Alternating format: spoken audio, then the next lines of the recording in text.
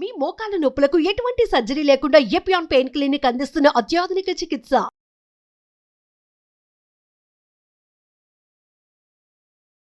Welcome to Suman TV. బాగా అనుభవజ్ఞులైన వారి మాటల్లో మనం ఏవైతే పద్ధతులు పాటిస్తామో అవి చక్కగా ఫలితాలను ఇస్తాయి. అందులో భాగంగానే మనం ఈ రోజు మాట్లాడుకుందాము విటమిన్ డి డెఫిషియన్సీ. ఎందుకంటే మనలో మీరు నేను చాలా మంది సఫర్ అవుతున్నాం. ఎస్ కదా అండి? మరి ఏంటి, ఏ విధంగా విటమిన్ డి డెఫిషియన్సీని తగ్గించుకోవచ్చు, ఎలాంటి ఆహారపు అలవాట్లు తీసుకుందామో చాలా తేలికపాటి ద్వారా తెలుసుకుందామండి. ఎస్, అయితే ఈ వివరాలన్నీ కూడా తెలియజేయడానికి ప్రస్తుతం మనతో పాటు ఉన్నారు సీనియర్ న్యూట్రిషనిస్ట్ అంజలీదేవి గారు. మాట్లాడదాం. మేడం నమస్తే. నమస్కారం. మీరు సఫర్ అయ్యారమ్మా విటమిన్ డి డెఫిషియన్సీ ఏమైనా? విటమిన్ డి డెఫిషియన్సీ నాకైతే ఎప్పుడు రాలేదు. కానీ మరి రాలేదు. మరి మాలో ఏంటమ్మా ఇంత అందరిలో వినేస్తూ ఉన్నాము. ఏమైంది, ఫోన్ చేసి మాట్లాడినా విటమిన్ డి డెఫిషియన్సీ ఒక 30+ వారిలో. ఏంటి ఈ సమస్యకి ఎందుకు కారణాలు ఎక్కువైపోతున్నాయి? అందరిలో మేల్స్ ఫీమేల్స్ లో వింటూ ఉన్నాము. ఎక్కడ తప్పిదాలు చేస్తున్నారు, ఏం చెయ్యాలి అంటారు?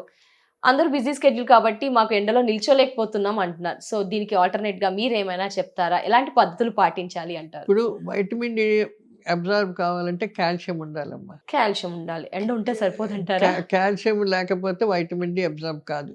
ఇంకోటి, కాల్షియం ఉంది అన్నప్పుడు మనం ఎండలో కానీ కొంచెం వైటమిన్ డి వచ్చేలాగా బయట తిరగకపోతే ఆ వైటమిన్ డి రాదు. ఉన్న వైటమిన్ డిని బాడీలో అబ్జర్వ్ కావాలంటే కాల్షియం కంపల్సరీ. సో ఇప్పుడు ఈ రెండిట్లకి మధ్యలో ఏంటంటే మనకి కాల్షియం ఎలా అంటే పాలల్లో దొరుకుతాయి. తర్వాత ఏదైనా సరే నాన్ వెజ్ ఫుడ్స్ ఎట్లన్నా బోన్ సూప్స్ కానీ ఇట్లా అన్నిట్లో కాల్షియం దొరుకుద్ది.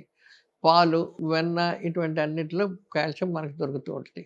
ఇవి మనం మేనేజ్ చేసుకుంటూ మన కాల్షియం కరెక్ట్గా మనకు బాడీకి సిద్ధమవుతే ఎండలో తిరిగినా చేసినా అప్పుడు ఏదైతే వైటమిన్ డి ఉందో అది అబ్జర్వ్ అవుద్ది. కాల్షియం డెఫిషియన్సీ ఉన్నప్పుడు వైటమిన్ డి అబ్జర్వ్ కాదు. సో మనం బయట తిరగకుండా కాల్షియం తినేస్తే కూడా వైటమిన్ డి అబ్జర్ప్షన్ ఉండదు. ఈ రెండు మెయింటైన్ చేయాలి. అందుకనే అసలు నార్మల్ గా ఇండియాలో వైటమిన్ డి డెఫిషియన్సీ చాలా తక్కువ ఉంటది. ఇప్పుడు ఏంటో కొత్తగా వైటమిన్ డి డెఫిషియన్సీ అంటున్నారు. ఎందుకంటే ఇప్పుడు అందరికి ఏసీల్లోనే కూర్చుంటున్నారు, ఎండ తగలనివ్వరు, బయట ఎవరు నడవరు, మార్నింగ్ వాక్స్ చాలా తగ్గిస్తారు. కాబట్టి వైటమిన్ డి చాలా తక్కువగా ఉంటుంది. లేకపోతే మునుపు అందరూ అటు ఇటు తిరిగేవారు కాబట్టి వైటమిన్ డి డెఫిషియన్సీ ఎప్పుడు ఉండేది కదా. ఏమన్నా ఉంటే కాల్షియం డెఫిషియన్సీ ఉండేది. ఇప్పుడు అది వస్తుంది, ఇది వస్తుంది. ఈ తగ్గాలనుకుంటే ఫస్ట్ థింగ్ ఏంటంటే వైటమిన్ డి బాడీలో ఒకవేళ మనం ఉన్నా కూడా యూటిలైజ్ అవ్వాలంటే కాల్షియం ఉండాలి.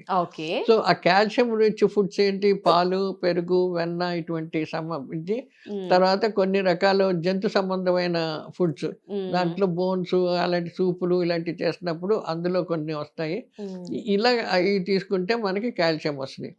ఆ కాల్షియం సరిపడగా ఉన్నప్పుడు మన ఎండలో తిరిగినా, మనకి ఎండకి ఎక్స్పోజ్ అయినా, ఎర్లీ మార్నింగ్ వాకింగ్, అందుకనే చాలా మంది పొద్దున్నే వాక్ చేయండి అంటారు. అలా చేసిన చంటి పిల్లల్ని మునుపు చూసారా, పొద్దున్నే తీసుకెళ్లి బయట ఎండలో కూర్చోబెట్టి చేసేవారు. ఇప్పుడు ఇంక్యుబేటర్ లో పెడుతున్నారు, అప్పుడు ఎండలో పెట్టేవారు.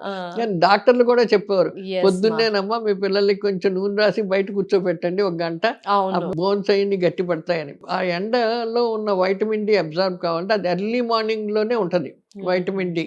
మళ్ళీ తర్వాత ఎండలో పెట్టారు కదా అని చెప్పి మధ్యాహ్నం సాయంకాలం తిప్పితే మటుకు వైటమిన్ డి ఉండదు. సో అది ఫస్ట్ వచ్చిన రేణువులు ఏ అయితే ఉన్నాయో అందులో వైటమిన్ డి ఉంటుంది. కాబట్టి అలా పెడతాం అనమాట. ఆ వైటమిన్ డి అబ్జర్వ్ కావాలంటే కాల్షియం ఉండాలి. ఆ కాల్షియం మనకి ఈ పాలు ద్వారా, పాలుకు అనుబంధమైన ఆహార పదార్థాలు, తర్వాత నాన్ వెజిటేరియన్ ఫుడ్స్, ఈ శాకాహారాలకేమో ఎక్కువగా పాలలోనే వస్తుంది కాల్షియం. ఇవన్నీ కలుపుకుంటేనే బి కాంప్లెక్స్ మనకి వైటమిన్ B12 అబ్జర్వ్ అవుతుంది. అందుకని వాళ్ళకి ఏ రకమైన ప్రాబ్లమ్స్ ఉండవు. కానీ సాధారణంగా అందరూ ఏం చేస్తున్నారంటే ఇంకా రావట్లేదు అని ఎక్కువ కేసెస్, ఎక్కువ మంది సప్లిమెంట్స్ కి కానీ మెడిసిన్స్ తీసుకోవడము డాక్టర్స్ కూడా సజెస్ట్ చేస్తున్నారు. అది ఫాలో అయిపోవడం బెటర్ అంటారా? ఎంతవరకు కరెక్ట్? లేకపోతే ఇట్లా సాధారణంగా ప్రకృతి నుంచి వచ్చే ఎండ నుంచి లేదా కాల్షియం పెంచుకుంటూ విటమిన్ డి పెంచుకోవడం బెటర్ అంటారా? అది అంత డెఫిషియన్సీ వచ్చినప్పుడు ఆహారం ద్వారా ఉన్నది అబ్జర్వ్ కాదు. అది చాలా కష్టం అవుద్ది. అందుకని కంపల్సరీ మళ్ళీ నార్మల్ లెవెల్ కి తెచ్చే వరకును టాబ్లెట్స్ కంపల్సరీ వాడవలసి ఉంటది. అది వస్తేనే అప్పుడు B12 వైటమిన్ డి సమన్వయంగా తగ్గుతుంది. ఒకసారి నార్మల్గా వచ్చినప్పుడు మన ఆహారం మీద డెవలప్ చేయొచ్చు. ఆహారం మీద నేను చెప్పాను కదా, ఇవన్నీ తీసుకుంటూ ఉండాలి. తర్వాత ఎండలో పెరిగిన కూరగాయలు అలాంటివన్నీ వెంటనే తీసుకుంటే మంచిది. మనిషి ఎండలో తిరగాలి, పిల్లల్ని ఎండలో పెట్టాలి. ఇలాంటివన్నీ చేసుకున్నా కూడా వైటమిన్ డి వస్తుంది. సో మన ఉత్తి ఆహారం మీదే డిపెండ్ అవ్వడానికి కుదరదు. ఈ B12 ఈ తక్కువ ఉన్నాయన్నప్పుడు, మనకి వైటమిన్ డి తక్కువ అయినప్పుడు మనం ఏం చేస్తామంటే డి టాబ్లెట్స్ ఇస్తారు. ఇప్పుడు ఇంకొకటి ప్రాబ్లం ఏంటంటే ఈ 4 vitamin A, D, E, K ఈ 4 క్రొవ్వులో కరిగే వైటమిన్లు. ఇప్పుడు బి కాంప్లెక్స్ వైటమిన్ సి అది నీటిలో కరిగే విటమిన్. అందుకని మీరు కూరగాయలన్నీ కడగకుండా వండండి, కొంచెం ఎక్కువ నీళ్ళల్లో కట్ చేసి కరగద్దు అంటాం. ఏ కొవ్వులో కరిగే విటమిన్లు కాబట్టి మీరు ఎక్కువ తీసుకుంటే అది బాడీలో ఎక్కువ ఉండిపోయి దాని యొక్క ఎఫెక్ట్స్ చాలా డిఫరెంట్గా ఉంటాయి. కానీ అది అసలు ఎక్కువ అవ్వకూడదు. మనకి నార్మల్గా తక్కువ ఉన్నా పర్లేదు కానీ ఎక్కువ అవ్వకూడదు.